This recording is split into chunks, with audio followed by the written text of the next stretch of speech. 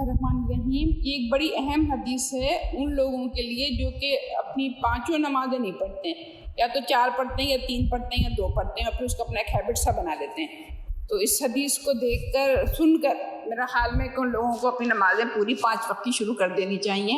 یہ ابو داؤد کی حدیث ہے کہ اللہ تعالیٰ نے 5 نمازیں فرض کی ہیں، جس نے کہ اچھی طرح وضو کیا اور انہیں ان کے وقت پر ادا کیا،